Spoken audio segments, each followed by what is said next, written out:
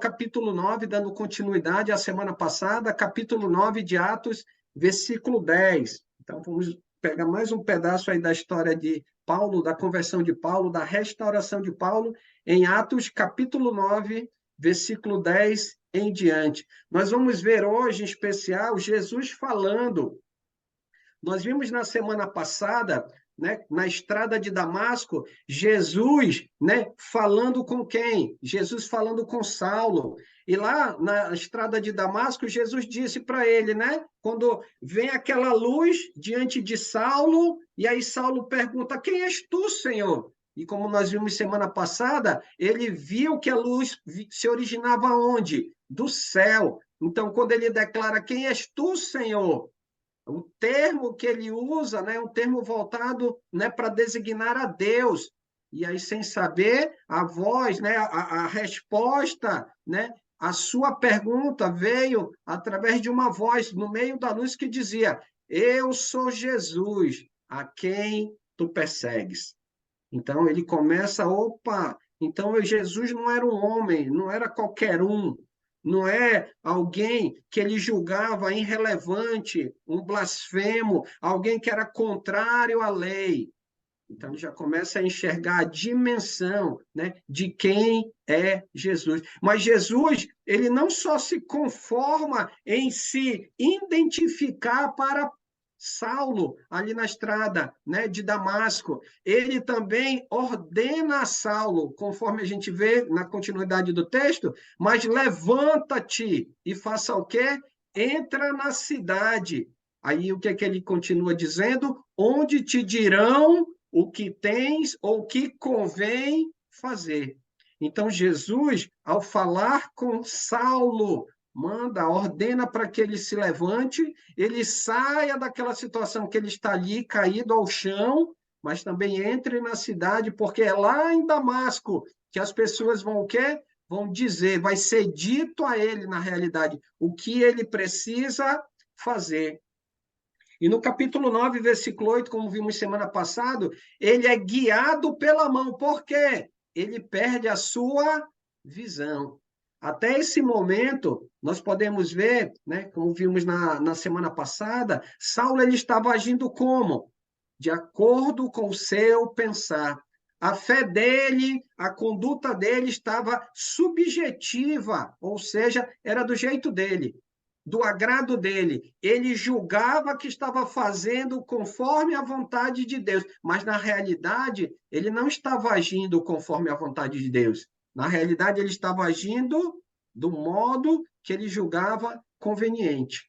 E aí o que a gente vê? Aquele homem assim que tinha autoridade, que realmente estava prezando, entre aspas, em fazer a vontade de Deus, em acabar, em devastar a igreja, né? O caminho, os seguidores de Jesus. Versículo 8 do capítulo 9, ele é guiado pela mão, ou seja, ele não tem mais rumo. No momento que Deus, né, coloca as escamas nos seus olhos, ele passa a não enxergar. O que que acontece? Agora ele precisa ser guiado por outras pessoas para entrar, né, aonde, no caso, na cidade de Damasco, para que ele cumpra na sua vida aquilo que Jesus acabou de falar, o quê? Para ele. E nós vamos perceber que Paulo é levado para Damasco, só que vai faltar alguém para fazer a interlocução, para comunicar a Saulo. Lembra que ele falou no final do versículo 6? Onde te dirão. Então, alguém vai até ele e alguém vai falar a respeito do quê? A respeito da vontade de Deus. O que é necessário para quem? Para Saulo. E olha só, nós vamos ver a partir do versículo 10 que Deus, ao dirigir, né, a palavra, ao lançar, né, para quem fosse até Paulo, ele vai até quem? Versículo 10. Ora, havia em Damasco um discípulo chamado Ananias. Disse o Senhor numa visão: Ananias. E aí vem um ponto importante, irmãos, só para a gente poder compreender. Como é que alguém pode se tornar um discípulo de Jesus se ela não for, ou se ela não ouvir a palavra de Jesus através de um discípulo?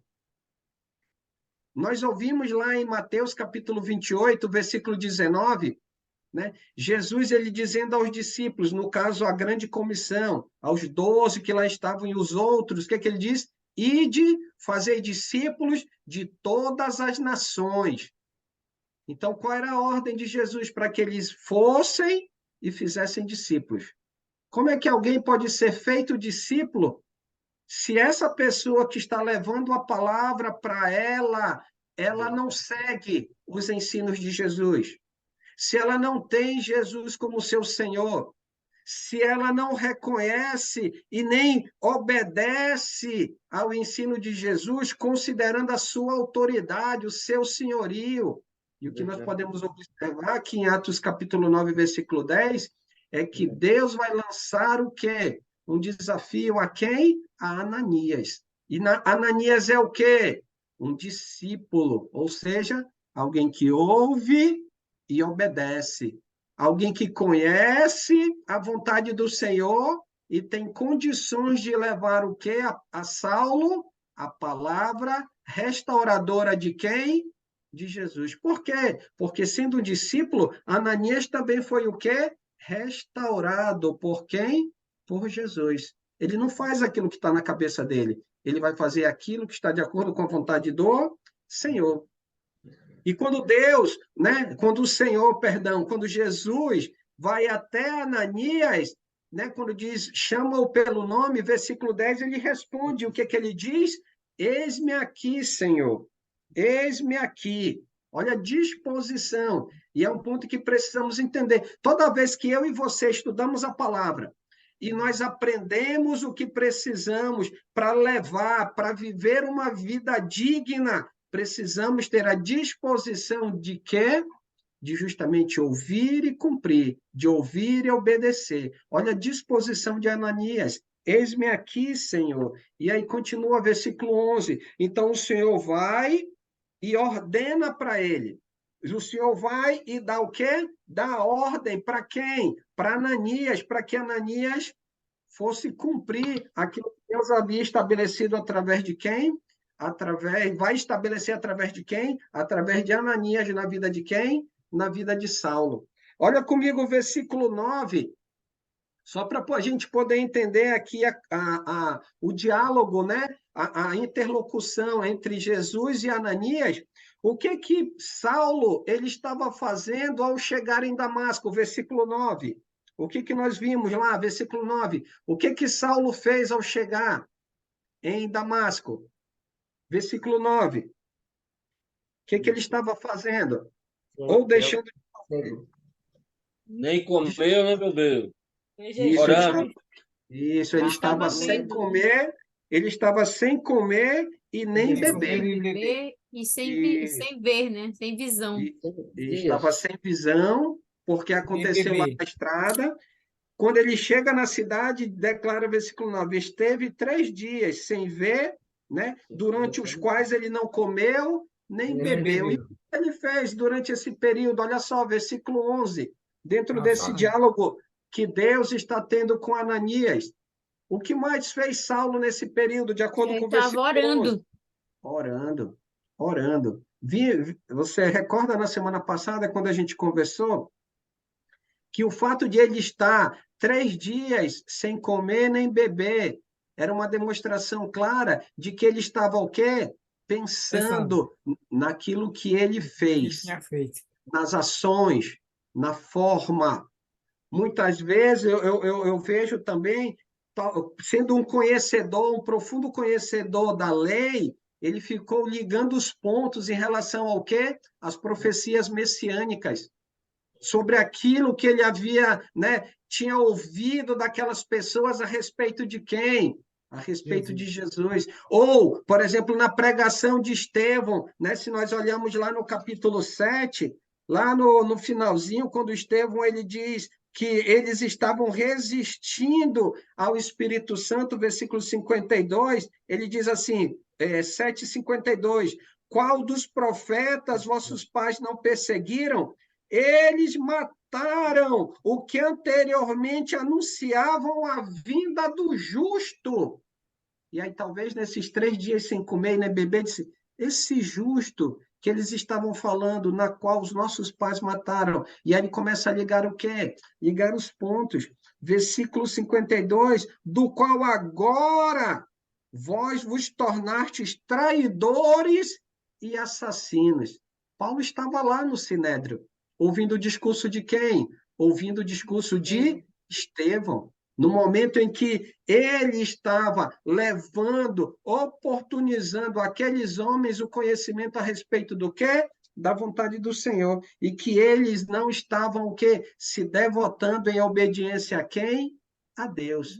Por quê? Porque assim como os antepassados não se devotaram em obediência, eles naquele momento também não estavam, né, sendo obedientes à vontade de quem? A vontade do Senhor. Então, Saulo, nesse momento em que ficou, né, assim, agregando ao que a gente viu no versículo 9, aqui do capítulo 9, que ele ficou 3 dias, sem comer nem beber, aí ele acrescentado o versículo 11, que ele estava em quê? Em oração. E nós vamos perceber também que ele recebeu da parte de Deus o quê? Uma visão. Versículo 11, continuando, ele diz: então o Senhor lhe ordenou, 9:11. Então o Senhor lhe ordenou: dispõe-te, vai à casa na rua chamada Direita, na casa de Judas, procura por Saulo, apelidado de Tarso, né? Pois ele está orando. Olha só, ele está orando naquele momento que ele estava sem comer nem beber. Olha lá, continuando aqui o discurso de Jesus com Ananias, versículo 12, pegando aqui o trecho da NVI, ela diz assim: e numa visão vi um homem chamado Ananias. Quem é que viu numa visão? Versículo 12, e viu Saulo. Saulo. Então, olha um ponto que a gente pode observar. 3 dias sem comer nem beber, orando, e nesse inteirinho, nesse período, o que Jesus fez com ele?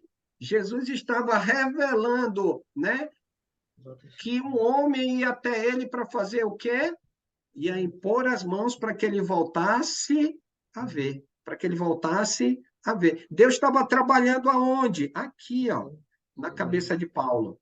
O entendimento de Paulo estava fazendo com que as suas ações fossem agradáveis ou desagradáveis a Deus no momento que ele perseguia os discípulos? Desagradáveis. Tanto é que Jesus, ao aparecer, diz: eu sou Jesus, a quem tu persegues. Deus, por meio de Jesus, estava trabalhando aonde? A mentalidade, para mudar a cegueira espiritual de quem? De Paulo. De Paulo. Assim como nós, um dia, antes de conhecermos a vontade de Deus, éramos levados por diversas mensagens, sejam elas do mundo, ao buscarmos os prazeres do mundo, as coisas do mundo, aquilo que é comum para as pessoas, que é normal as pessoas fazerem, né? Mas, ao mesmo tempo, né, indo por outro lado, fazendo aquilo que era agradável aos olhos dos homens em termos das doutrinas humanas, os ensinamentos humanos, o legalismo humano, achando que por meio das práticas que os outros diziam, né, sem olharmos a palavra, ou muitas vezes olhando a palavra e desconsiderando a palavra, sendo levado, né, por todo o vento de doutrina, como fala lá em Efésios capítulo 4, éramos levados por toda sorte de doutrina, o vento de doutrina, e achávamos isso normal. Por quê? Porque era uma autoridade, era uma liderança espiritual, era um homem que falava, revelava algo da parte de Deus, mas a partir do momento que eu e você permitimos que Deus, por meio do seu evangelho, justamente nos restaurasse a vista espiritual, o que nós passamos? Passamos a enxergar que esse tipo de ensino, seja a prática do mundo, seja a prática dos homens voltada para a religião, né? Para o legalismo humano, isso é contrário à vontade de Deus. Por quê? Porque nós olhamos na palavra e vimos que esse tipo de prática não é agradável a Deus. Paulo está passando por esse processo. E Deus está mostrando para ele, para que ele já possa ligar, continuar ligando o quê? Ligar os pontos. O que disse, né, Ananias ao Senhor, lá no versículo 13? O que disse Ananias? Ele disse que ia lá né, ia impor as mãos sobre um homem chamado Saulo. E aí o que disse Ananias para o Senhor? Versículo 13. Quantos males ele tem feito aos teus santos em Jerusalém? Tantos males ele tem feito, ou seja, ele não era uma pessoa boa. Ele não era uma pessoa boa, porque ele estava perseguindo os cristãos. Ele estava agindo de modo avesso, contrário, né, aos cristãos, contrário ao ensino do Senhor, né? Versículo 14, ele veio até aqui, né? Ele falando com o Senhor, né? Ele veio até aqui trazendo autorização de quem? Dos Os principais sacerdotes. sacerdotes. Para fazer o quê? Para Aprender todo prender. aquele que invocar o nome do Senhor. Isso, para todo aquele que invoca o nome do Senhor, né? O teu nome, né? O teu nome. E aí que está o ponto. Ele veio para ajudar no progresso de modo nenhum, ele veio para devastar, ou seja, ele veio para pôr fim, ele veio para aprisionar. E aí é um ponto que a gente observa, porque Ananias, até esse ponto, ele indaga como se fosse assim, Senhor, qual é a finalidade disso? Esse homem está fazendo isso, contrário, né? Tentando prender, ele está vindo para causar males, causou males e veio para causar males. Só que olha o que Jesus vai dizer para ele, versículo 15. Vai, mas o Senhor lhe disse, vai, olha a ordem, vai. Por que finalidade? Porque este para mim é o quê? Um instrumento escolhido. Para quê? É um instrumento escolhido para quê? Para levar o meu nome. E aí o ponto que a gente faz o quê? A gente observa. Pode falar, Chaves. Interessante que naquele versículo que fala de Saulo, né, que ele caiu, a gente pode observar que qualquer pessoa religiosa, por mais religiosa e por mais zelosa e obediente que ela possa se encontrar onde ela vive, em relação ao reino de Deus, ela é cega. E tanto cega espiritualmente quanto cega fisicamente. A gente observa dois pontos. É preciso ser levado à proximidade do reino para que quem esteja no reino consiga tirar dela a cegueira espiritual e também a cegueira, vamos dizer assim, física, para que ela possa ver que todas aquelas práticas, como você disse, não agrada a Deus. Obrigado, boa noite. Isso é um ponto importante, porque, por exemplo, no caso de Paulo aqui, né, pegando nessa questão que você falou, Chaves, a cegueira espiritual pode fazer com que a pessoa ela possa ser justa aos seus próprios olhos. Paulo é um exemplo claro.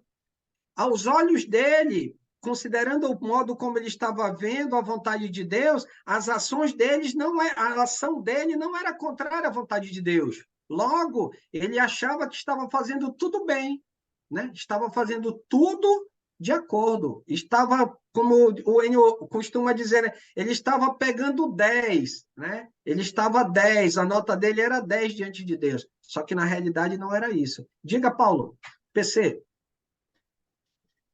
É interessante isso que o irmão Chaves falou, porque a gente também tira como base assim, às vezes a gente tem a oportunidade para falar o evangelho para alguma pessoa, mas a gente põe uma barreira.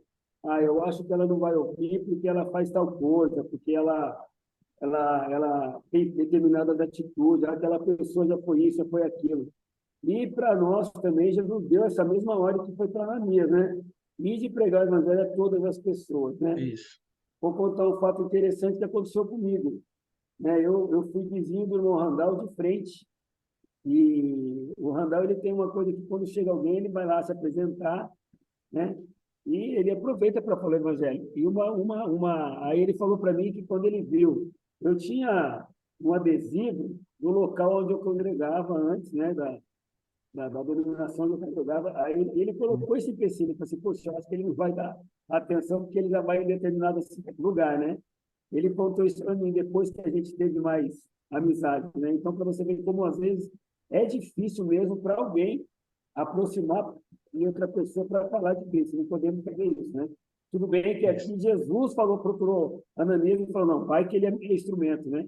Mas nós temos Isso, que quebrar essa barreira também, né? isso.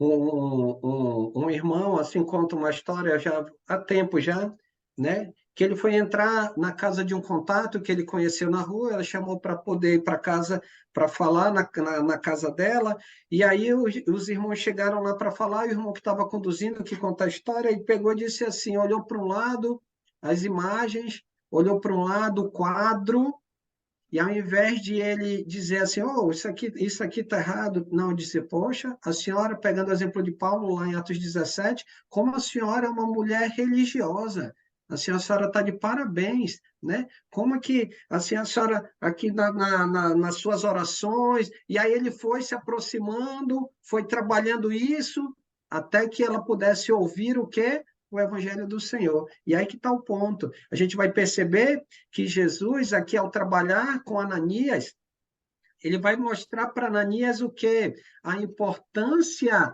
de Saulo para o quê? Para o reino, né? A importância que Saulo vai ter, né? Tanto é que olha o que ele diz, versículo 15, o que ele declara, eu trago até uma pergunta para a gente refletir, para que Saulo, né? Para que Saulo era o instrumento escolhido? Qual era a finalidade de Saulo?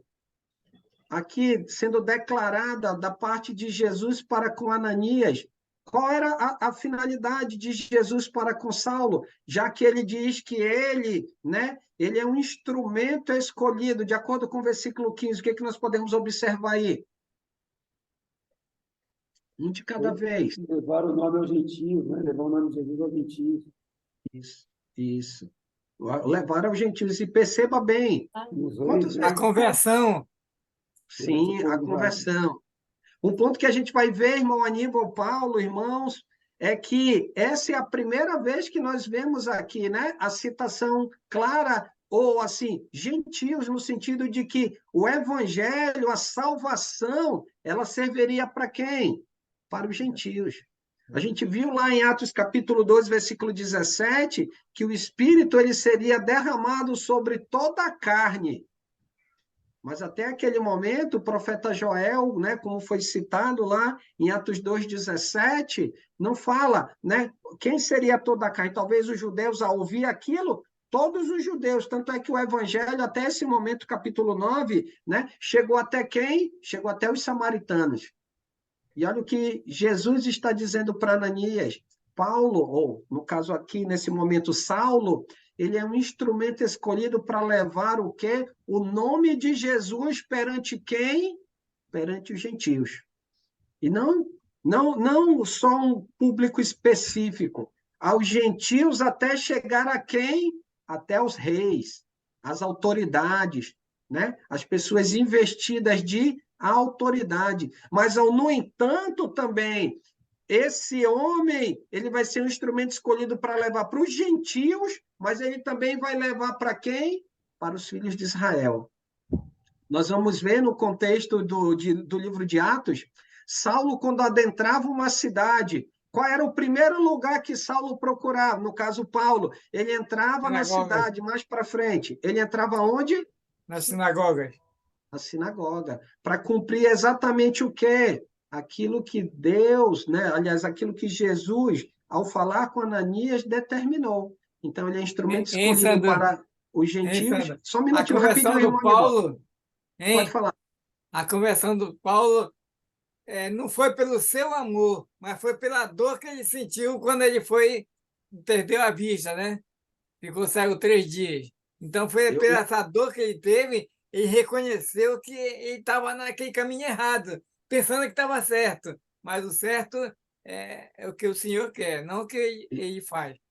Isso, e um ponto que a gente observa é que, literalmente, Deus, né, ao tirar a sua vista, né, por meio de Jesus, a tirar a vista dele, ao ouvir da voz que vem do céu, aquela luz sobrenatural diante dele, e dizer, eu sou Jesus, a quem tu persegues, esses 3 dias, né, devem ter sido para Paulo, né, um dos 3 dias mais longos da vida, porque ele refletiu sobre todas as ações que ele havia feito contra quem? contra o caminho, contra o próprio Jesus, ignorando as palavras, né, a defesa, né, dos discípulos diante de quem? Diante dele. Então, Paulo ele era um instrumento justamente com essa finalidade, para os gentios e para os filhos de Israel. Irmão Edson, o senhor queria comentar, irmão Edson?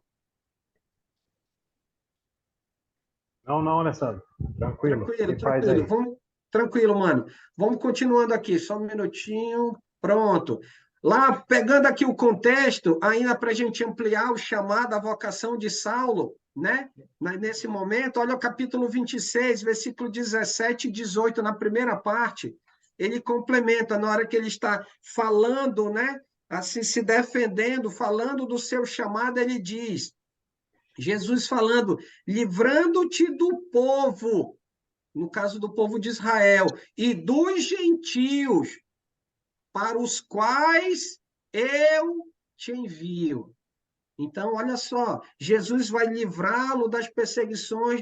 Quando se fala livrar, vai mantê-lo vivo, né? Vai estar com ele, vai se fazer presente na vida dele, para que ele faça o quê? Para que ele leve, para que ele seja enviado para quem? Tanto para os judeus como para os gentios. E de acordo com o versículo 17 e 18, qual seria a finalidade desse envio de Jesus sobre a vida de Saulo, né? Para quê? Versículo 17 e 18, ele vai livrá-lo do povo, vai livrá-lo dos gentios, para quê? Para abrires os olhos. Olha lá, como é que as pessoas, quando não estão seguindo a Jesus, ou quando acham que estão seguindo a Deus, como Paulo achava que estava seguindo a Deus, como é que elas estão? Com os olhos abertos? Não, elas estão cegas, cegos. Por quê? Porque não enxergam a vontade plena do Senhor. E olha só, Saulo, né, ele foi chamado para que ele possa ser enviado, para que ele possa o quê? Levar a palavra restauradora, para que as pessoas tenham os seus olhos abertos. Para que eles também, continuando a leitura, para abrires os olhos e os converteres do quê? Das trevas.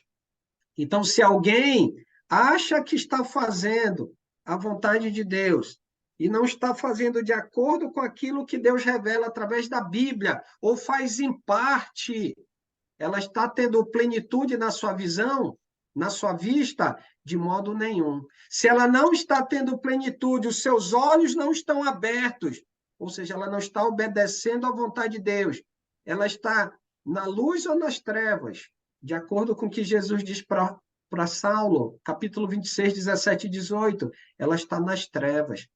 Qual era a situação de Saulo? No momento em que ele estava cego, naqueles 3 dias sem comer nem beber, refletindo sobre a sua condição, ele reconhecia que ele não estava na luz. Ele reconhecia naquela condição que ele estava, que também estava em que situação? Contrária à vontade de Deus. Se ele não estava na luz, ou seja, obedecendo a Deus, logo ele estava em que condição?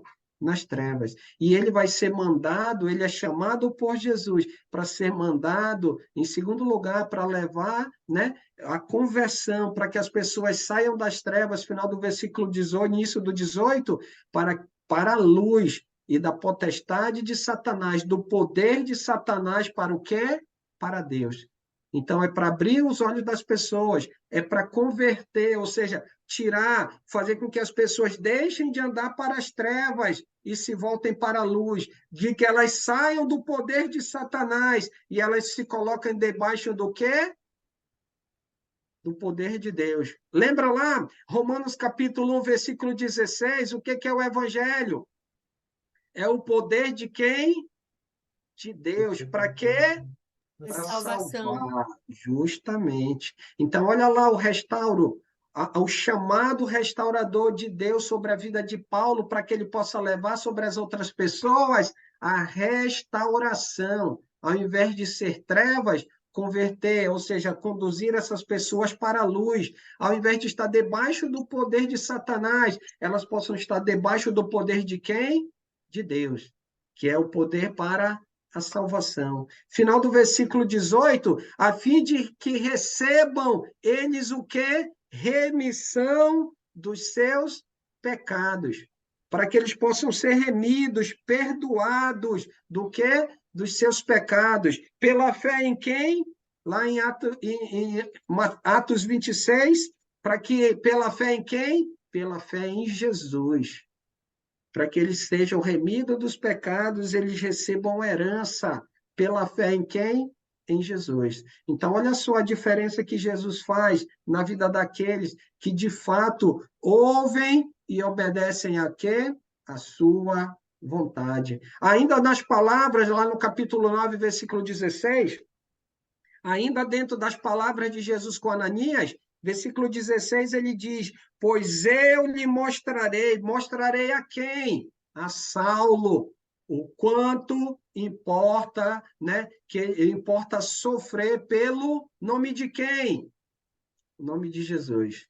Se ele fez pessoas sofrerem por causa de eles se manterem firmes na confissão, agora ele vai estar entre esses que também sofrerão por causa do nome de quem? Por causa do nome de Jesus. Agora, por que importa sofrer? A gente vai ver nas palavras do próprio Paulo, lá na 2 Timóteo, capítulo 3, versículo 12. Por que importa sofrer? Por que nós sofremos? Né? Por que os sofrimentos, as tribulações, as situações, né, vêm, né, fazem parte da vida daquele que segue a Jesus? Olha o que Paulo diz na sua última carta escrita a Timóteo, capítulo 3, versículo 12. Ele diz, ora, todos quantos querem viver de modo agradável, piedoso em Cristo Jesus, serão o quê? Perseguidos. E aí que está o ponto. Por quê? O mundo jaz no maligno.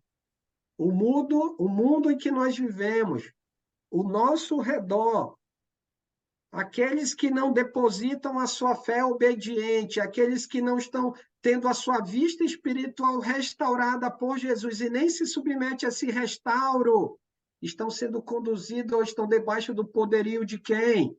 De Satanás.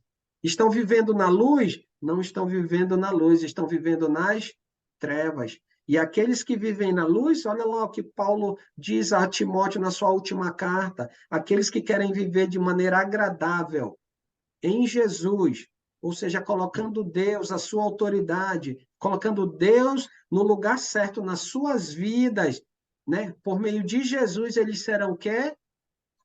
Perseguidos. Então, não é fácil, não é fácil. Então, Ananias, continuando o versículo 17, ele foi. A partir do versículo 16, a gente não vê Ananias questionando quem? Jesus, porque ele entendeu qual era o propósito de Deus para a vida de quem? De Saulo. E o que ele faz? Versículo 17, então Ananias foi. E não somente foi, mas ele entra na casa onde está quem? Saulo. Ele entra na casa e o que ele faz? Ele impõe sobre ele as mãos. Por quê?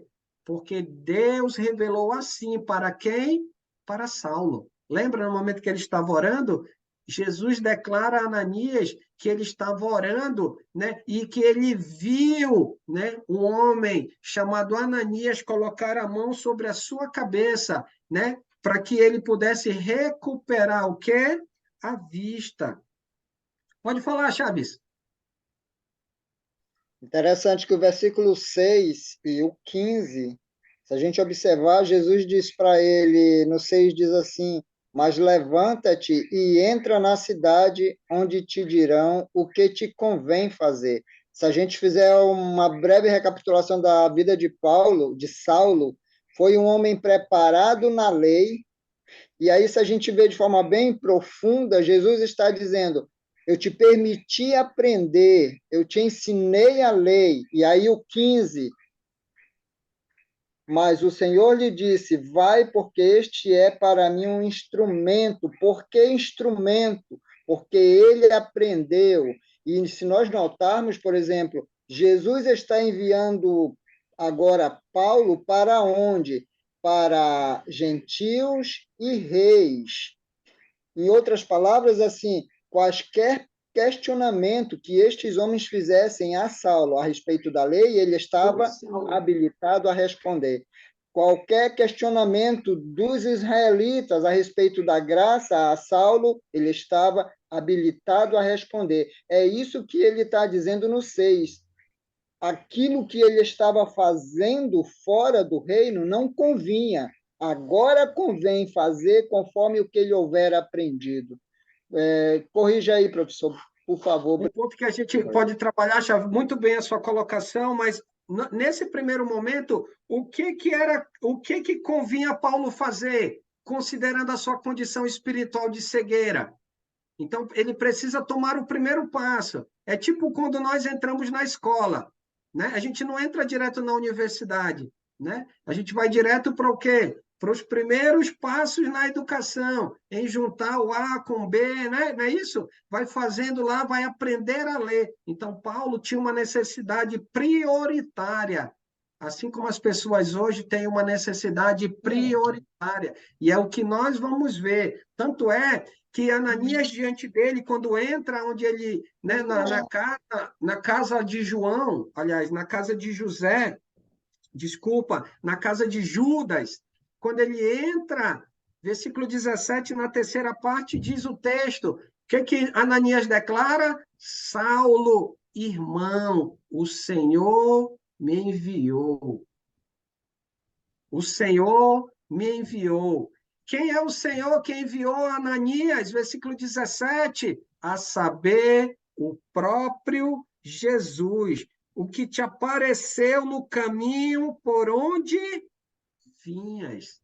Então, olha só, antes de Ananias chegar, o que Jesus, naqueles 3 dias onde Paulo estava orando, revelou, trouxe, como diz na NVI, versículo 17, revelou em visão a Saulo, que um homem por nome Ananias, né, faria, né, ou recuperaria, restauraria o quê? A sua visão. Continuando, qual foi a finalidade da ida de Ananias, de acordo com o final do versículo 17? Finalzinho do versículo 17. Qual foi a finalidade? 2 finalidades da ida de Ananias até ali onde Saulo estava. Primeira, Recobrar a vista e encher do Espírito Isso. Santo. Isso mesmo. Então ele foi lá para fazer com que Saulo recuperasse a vista. Não foi esse um dos pontos que foi colocado para Saulo em visão? Foi esse um dos pontos, para que ele pudesse recuperar a vista. Só que não é isso, isso não basta para Saulo. Deus, por meio de Jesus, quer não somente recuperar a vista física de Saulo, mas Deus quer recuperar o quê? A sua vista espiritual. E aí que vem um ponto importante. Para quê? E como é que Saulo terá a sua vista física restaurada? Versículo 18. Imediatamente, no momento que Ananias impôs sobre ele as mãos, caíram dos olhos como umas escamas. E qual foi o resultado? Ele tornou a ver. Ele passou a ver. O primeiro restauro físico foi resolvido. E veio o batismo. Justamente, vamos já chegar lá, irmã Jovina. Mas o ponto que nós vamos Desculpa, observar. eu pensei que estava com áudio, eu tirei. Relaxe, relaxe. O restauro físico, ele era necessário. Era necessário. Mas o restauro primordial era o quê? Era o restauro espiritual. A gente vai poder observar que Deus, né, ao revelar para Saulo, que Jesus, ao revelar para Saulo, versículo 12, olha lá, e viu entrar um homem chamado Ananias, impôs-lhe as mãos para que ele recuperasse a vista. Quando caem, né, as escamas de Jesus, por meio de Ananias, está cumprindo aquilo que ele disse lá no versículo 12. Só que a necessidade de Saulo, assim como a minha e a sua, é ainda maior. Diga, irmão Edson. Ô, irmão, eu quero colocar aqui uma parte é pensamento, mas até pela algumas falas que já tivemos aí. Saulo, inclusive, era romano. Então, ele, como instrumento, era muito importante, porque, como romano, ele ia poder chegar onde outros não poderiam. Esse é um ponto. A outra coisa ele tinha bastante conhecimento das escrituras. Mas, como a gente sabe que era um sistema corrupto, né? Raça de víboras que deturpavam a palavra, na verdade, isso na vida de Paulo foi um repertório que ele viveu aprendendo que ele sabia da palavra, mas o repertório ensinava outras coisas, ensinava totalmente ao contrário, né? Isso, na verdade, se a gente fizer um paralelo com as nossas vidas, por exemplo, eu vivi muitos anos em outra religião. Então, o repertório que eu vivi foi um repertório completamente diferente. Então, às vezes, até pelas nossas dificuldades que a gente vê, e quando a gente começa a viver um repertório com Jesus agora, como a gente já esteve de um lado do balcão, o outro lado do balcão agora em Jesus, a gente sabe como que é difícil levar a palavra, porque as outras fazem parte daquele repertório que vivem aprendendo as coisas completamente diferentes da nossa. Então, por isso que às vezes a gente sente a dificuldade. Mas crescendo no repertório de Jesus, na palavra, a gente vai entendendo e tudo vai ficando muito mais adequado ao fato, para não dizer que é fácil, mas vai ficando mais adequado, porque vivendo em Cristo, nós vamos tendo um repertório de coragem, um repertório de entendimento, um repertório de amor. Então, nós começamos a viver com as propriedades mais adequadas para a gente ide e pregai. Então, por isso que, inclusive, Saulo recebeu toda essa missão, porque além de ser romano, ele tinha muito conhecimento e era um homem corajoso. Então, o repertório vivido por Paulo foi um repertório difícil, totalmente contrário. Mas, ao entender de forma instantânea, passando por aquele momento em Damasco, ficando cego, ele começou a viver um outro repertório, o repertório de Cristo, o repertório da palavra, o repertório da verdade. Então, ele pôde compreender, né? Compreender em uma questão nova aquilo que era o caminho dele seguir. Então, assim, sem me estender muito, era esse pensamento que eu queria colocar. Amém? Obrigado, mano. E um ponto assim que dentro do que o senhor comentou, né? Assim, trazendo para o nosso contexto, as próprias palavras de Saulo, e o bom de estudar isso, eu vou trazer outros textos que ele mesmo nas suas cartas escreve. Isso me fez lembrar, por exemplo, lá em Gálatas, capítulo 1, versículo 10, quando ele diz assim: procuro eu, porventura, o favor dos homens ou o favor de Deus? Ou procuro agradar a homens? Se agradasse ainda a homens, não seria servo de quem? Servo de Cristo. Ao pegar a carta, né, de autorização para ir até Damasco, ele estava agradando a Deus ou ao sumo sacerdote? Deu para entender? Então, Exato. ele, como religioso, como alguém que estava fechado no legalismo, né, achando que estava fazendo a vontade de Deus, ele estava agradando a homens. Só que aí, nessa Exato, situação que ele irmão. está. E aí, o que ele está refletindo agora, né, como a gente vai ver agora a mudança, o restauro do poder de Deus na vida dele, ele vai ver que agora ele vai abrir mão de ouvir aos homens e ele vai ouvir a quem? Ao Senhor, né? Assim como nós, Maravilhoso. assim como Maravilhoso. o irmão, assim como nós, né? Hoje temos buscado fazer o quê? Não aquilo que nos agrada, mas aquilo que agrada ao Senhor. Muito obrigado, irmão Edson. Amém, meu querido. Pode falar, Giovanni. Só completando o que os irmãos falaram, tu e o Edson, seguindo na tua leitura ali, Paulo descreve todo esse momento que nós estamos estudando agora em Atos 9, quando ele fala em Gálatas 1,13, vocês ouviram qual foi meu procedimento no judaísmo, como perseguia com violência a igreja de Deus, procurando destruí-la. No judaísmo, eu superava a maioria dos judeus da minha idade e era extremamente zeloso das tradições dos meus antepassados. Mas Deus me separou desde o ventre materno e me chamou por sua graça, quando lhe agradou revelar o seu Filho em mim, para que eu anunciasse entre os gentios. Eu não custei pessoa alguma, tampouco subi a Jerusalém para ver os que já eram apóstolos antes de mim, mas de imediato parti para a Arábia, após esse ato, esse batismo, Uhum. parti para a Arábia e voltei outra vez para Damasco. E essa partida para a Arábia, essas revelações que ele teve com Jesus Cristo, também está descrita lá em 2 Coríntios 12, 1-6, onde ele fala do espinho da carne, para Uhum. não me exaltasse das revelações que Uhum. tive. Uhum.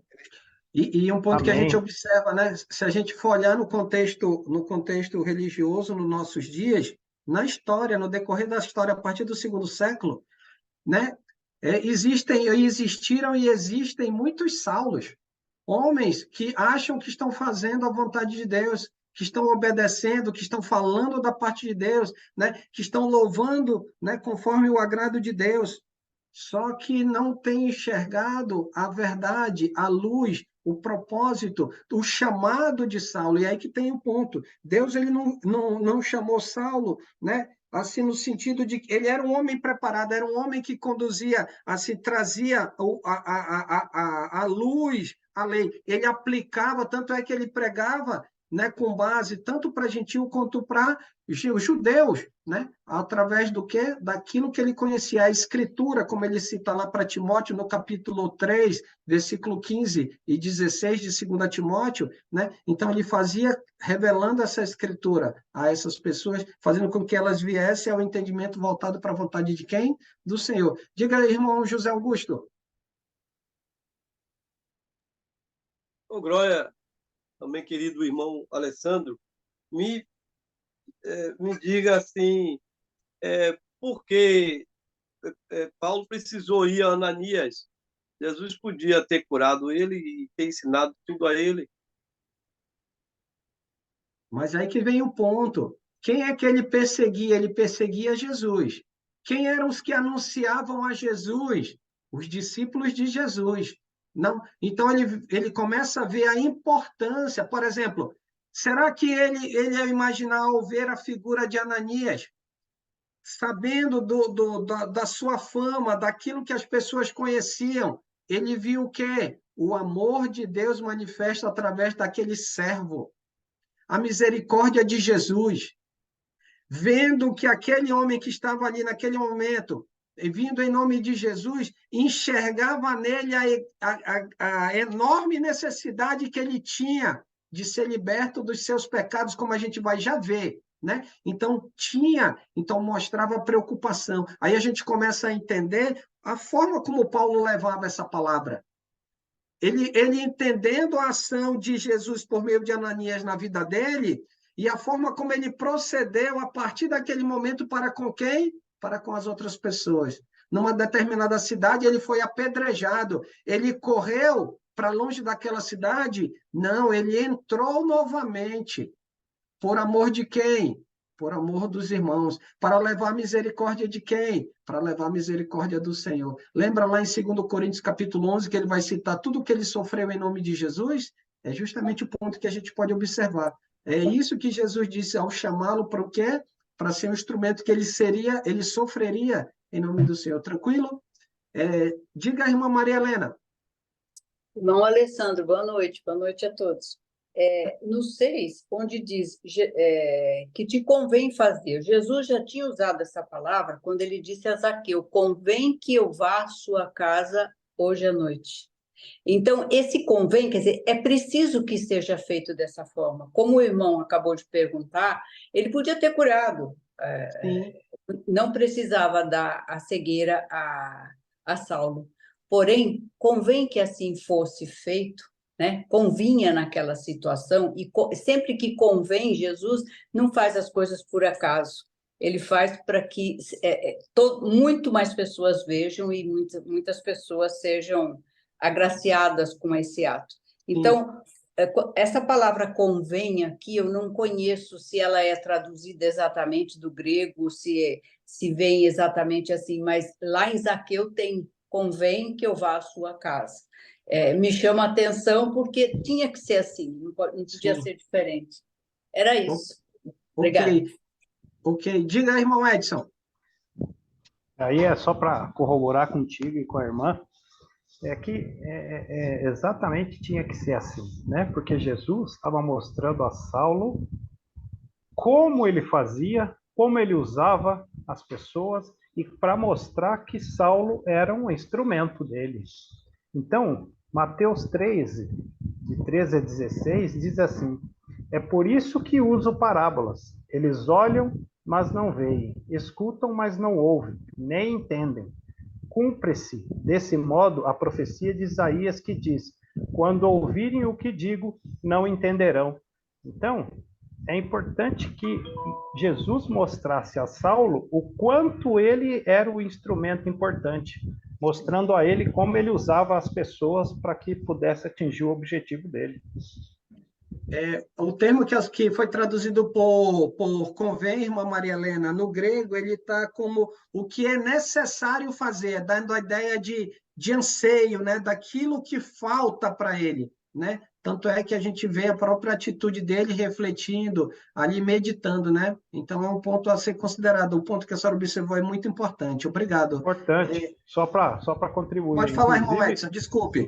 Desculpe eu, Alessandro. Só para contribuir, a gente sabe que existe na palavra uma passagem que diz: muitas coisas nos são lícitas, mas muitas não nos convêm. Isso. Né? Não são Quer necessárias, dizer, né? Não devemos fazer. Uhum. Isso. Obrigado. Giovanni. Só para reforçar, não me lembro qual passagem, mas nesses estudos, irmãos evangelistas, Alan Dutton, Josué, eu já escutei que aqui nós estamos na nova aliança. Jesus aqui já tinha ressurgido, já estava com o Pai. A partir da nova aliança, toda a pregação do evangelho era feita pelos homens, pelos discípulos de Cristo, não mais por Cristo. Até ele morrer, ele pregou. Antes eram os profetas, Deus, profetas, depois Jesus, e a partir da nova aliança era através do Espírito Santo no coração dos homens. Não tem nenhuma pregação, provas de Jesus, né, ensinando e fazendo milagres após a ressurreição. Não me lembro se tem passagem, foi estudos, só uma recapitulação do que eu escutei já. Nós vemos aqui Jesus falando diretamente com Ananias e falou diretamente com Saulo em razão da importância, né? E aí é um ponto que a gente observa. Continuando aqui dentro do restauro espiritual, vem a seguinte questão. Lembra lá? Ananias fala para ele que ele veio, no final do versículo 17, para que recuperes a vista e esteja cheios, né? Para que fiquem cheios do Espírito Santo. Como é que Saulo seria cheio do Espírito Santo? Não precisa responder. É só uma pergunta retórica, a gente vai já olhar. Então, como é que Saulo seria cheio do Espírito? Por que eu trouxe essa pergunta?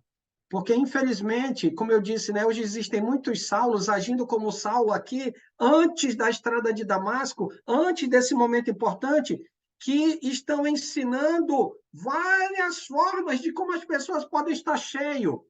E a gente vai ver a forma bíblica, mostrando justamente essa necessidade. Segundo, como é que Saulo teria a sua vida restaurada? Também dentro do mesmo princípio, né? O que foi necessário para que ele tivesse a sua vida restaurada? E observem comigo, lá no versículo 18, lá no finalzinho, ele diz assim: a seguir, levantou-se e foi o quê? E foi batizado. Observe aqui esse vídeo.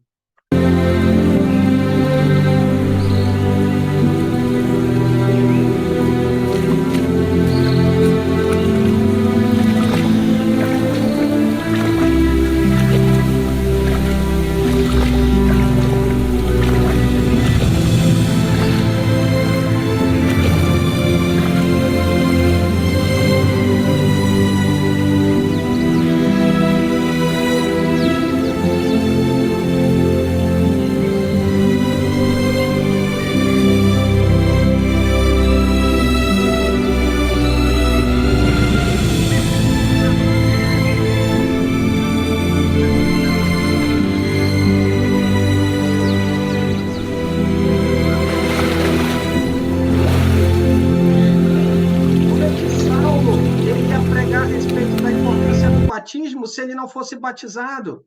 Como é que ele ia levar o restauro para as outras pessoas se ele não fosse restaurado? Como é que ele ia dizer para as pessoas que aqueles homens lá do capítulo 19 de Atos, como se Deus assim nos permitir, a gente vai chegar lá, quando ele pergunta se eles conheciam o Espírito Santo, e ele diz, não, a gente só conhece o batismo de João. Claro, não haviam recebido o Espírito Santo, se ele mesmo não passou por esse processo. Então, o restauro espiritual, né? Como é que Saulo se arrependeu dos seus pecados? Lembra lá o princípio lá em Pentecostes, em Atos capítulo 2, versículo 38, a resposta de Pedro para aqueles homens que, ao entenderem por quê, né, que eles haviam matado Jesus, que eles eram responsáveis por terem matado Jesus, aquele que Deus enviou como Cristo, Pedro responde quando eles perguntam, que faremos, irmãos? Pedro responde, arrependei-vos. E como é que eles iam mostrar o seu arrependimento? E cada um de vós seja batizado em nome de quem? Na autoridade de quem? Na autoridade de Jesus. Para quê? Para a remissão dos pecados, para receber o dom do Espírito Santo. Como é que Saulo mostrou que ele estava arrependido de tudo aquilo que ele fez? Através do quê? Através do batismo, através daquilo, né, que foi feito por meio de Ananias na vida dele, levando ele às águas e o tirando. Uma outra pergunta, como é que Saulo foi limpo dos seus pecados? Pegando uma outra declaração dele, lá em Atos capítulo 22, versículo 16, quando Ananias diz para ele, e agora, por que que te demoras? Levanta-te e recebe o quê? Recebe o batismo. Para quê? Para lavar os teus pecados, invocando o nome de quem? Invocando o nome de Jesus. Como é que Saulo foi limpo dos seus pecados? No momento em que ele, né, foi batizado, ele teve limpo, perdoado, lavado os seus pecados. Como é que Saulo iniciou uma nova vida em Cristo? E olha o que a gente vê no escrito revelado por Deus através do Espírito a Saulo, no caso aqui a Paulo, lá em Romanos, capítulo 6, versículo 4. Como é que Saulo iniciou uma nova vida em Cristo? Olha o que ele diz, versículo 4, 6, 4.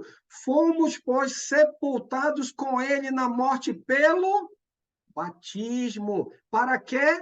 Para que, como Cristo foi ressuscitado dentre os mortos, pela glória do Pai, assim também andemos nós em novidade de vida. Como é que Saulo, né, iniciou sua nova vida em Cristo? Levantando a mão e aceitando Jesus? Não, sendo batizado para receber a semelhança do sepultamento e morte de quem? De Jesus, né? Para que ele pudesse receber novidade de vida. Como é que Saulo se tornou filho de Deus? Olha lá o que diz em Gálatas, capítulo 3, versículo 26 e 27, dando a ideia geral do restauro espiritual, que era necessário a Saulo. Como é que Saulo se tornou um filho de Deus? Gálatas 3, 26 e 27. Pois todos vós sois filhos de Deus mediante a fé em quem? Em fé em Cristo. Como é que essa fé em Cristo ela é manifesta? Continuando a leitura, porque todos quanto fostes batizados em quem? Em Cristo. De Cristo vos revestistes. E aí que está o ponto. Como é que alguém se torna um filho de Deus, irmãos? Só dizendo que ele, né, é filho de alguém que segue a Jesus? Não, ele precisa ser batizado. Saulo ou Paulo foi batizado e assim ele se tornou o quê? Um filho de Deus. Como é que ele vai pregar? Ele vai ensinar pessoas a se tornarem restaurados, a serem filhos de Deus, se ele não tomou sobre si, se ele não obedeceu aquilo que o Senhor estabelece. Como é que Saulo foi salvo dos seus pecados? E aí vem o versículo ensinado por Jesus lá em Marcos 16, 16. Quem crê e for batizado será o quê? Salvo. Como é que Saulo foi salvo dos seus pecados?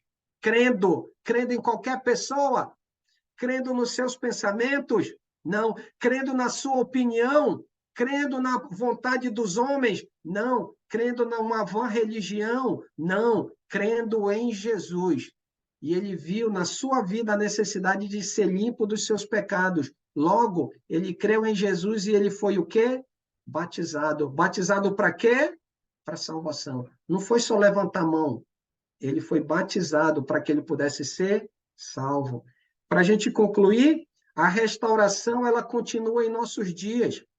Saulo, após o caminho de Damasco, buscou ao Senhor em oração. E ele obedeceu a sua voz, porque Jesus disse, olha, vai, entra na cidade e aguarda aquilo que te convém. Lembra, irmã Maria Helena? Aquilo que te convém fazer. E o que é que ele fez? Ele obedeceu. Para haver restauração, irmãos, assim como houve nas nossas vidas, para que a gente continue debaixo da restauração do Senhor, e que pessoas, aqueles que têm nos ouvido, que ainda não são discípulos de Jesus, ou estão agindo como Saulo ainda, né? Fazendo da sua cabeça, é necessário obedecer a quem? A Jesus. Tem que obedecer a Jesus para que haja na nossa vida, assim como houve na vida de Saulo, restauração. Em segundo, Saulo reconheceu a sua condição espiritual. Sem a presença de Jesus, sem Jesus na sua vida, naqueles 3 dias, ele reconheceu a sua condição. Ao invés de ser luz, fazendo a vontade de Deus, ele reconheceu que ele estava nas trevas. Ao invés de fazer a vontade de Deus, ele estava fazendo a sua própria vontade, ou a vontade do sumo sacerdote, ou fazendo a vontade da sua linha doutrinária do judaísmo, que é sendo fariseu, mas ele não estava obedecendo nem ouvindo a Jesus. Saulo reconheceu a sua condição sem a presença de Jesus. A única forma de ser salvo ou restaurado é ter uma vida obediente em quem? Em Jesus. É arrepender-se daquilo que é contrário à vontade de Deus e ser batizado por imersão, de acordo com a vontade de quem? De acordo com a vontade do Senhor. Para que o quê? Para que se faça o restauro na vida de todo aquele que busque fazer unicamente a vontade de quem? A vontade do Senhor. Muito obrigado, irmãos, pela participação, pelos comentários, pelas perguntas, e que continuemos firmes nesse caminho restaurador de quem? De Jesus. Passar a palavra para o Paulo César, ele vai nos conduzir para a gente encerrar com a oração final. Com você, Paulo. A irmã Maria Helena está com a mão levantada? Ah, tá. Não, já estava. Eu não deu para eu abaixar, mas tranquilo. Desculpe a minha falha. Não, Obrigada, tranquilo, Alessandro. acontece, não se preocupe, não. Tá joia. Então vamos orar, então, amados. Soberano Deus, Criador dos céus e da terra, como é bom chegar diante dessa live, ó Pai, com cada irmão aqui presente, todos num único pensar, numa única fé, ó Pai, desfrutar dos ensinamentos do irmão Alessandro. Esse livro de Atos, ó Pai, aqui Tu nos mostra, Pai, como devemos agir, como devemos obedecer a Tua palavra. Muito obrigado, Pai, por nos dar cada vez mais esse entendimento, Pai, para que nós possamos caminhar no caminho do Senhor Jesus Cristo, do nosso único Senhor e Salvador, ó Pai, e ser obediente ao IT, levando as boas novas àquelas pessoas que ainda não conhecem, Pai, para a salvação. Observando e podendo mostrar a importância do batismo, Pai, àqueles que não conhecem a Tua palavra. E principalmente, Pai, conhecer a Jesus, porque sabemos que breve Ele voltará, Pai. Assim nós cremos nisso, Pai. Abençoe, Pai, a vida de cada um aqui presente, ó Pai, que possamos ter um bom descanso. Também quero pedir para o Alessandro, Pai, agradecer esse esforço que ele sempre tem, ó Pai, para nos conduzir a Tua mensagem, que o Senhor possa o agraciar agora com um bom jantar com a sua esposa, ó Pai, por essa comemoração de mais um ano de matrimônio, ó Pai. Somos gratos pela vida dos dois, Pai, o Alessandro e a Sara, Pai, que o Senhor possa sempre estar presente nesse lar, que nunca falte o pão de cada dia nessa mesa, Pai. É no santo nome de Jesus Cristo, Pai, nosso único Senhor e Salvador, que assim oramos e agradecemos. Amém. Amém, meu irmão. Amém. Muito obrigado. Amém. Boa noite. Pela aula maravilhosa, como sempre. Graças a Deus, graças a Deus. Pelo esmero. Obrigado, Boa noite, maravilhoso. Boa noite. Deus. Obrigado a todos. Obrigada, seu Alessandro. Graças a Deus, graças a Deus, nossa Irmã Sandra. Alô, Edson. Oi, Renato. Oi, Geisa. Boa noite. Boa noite. Oi, seu lindo. Deus abençoe. Obrigada. Boa noite a todos.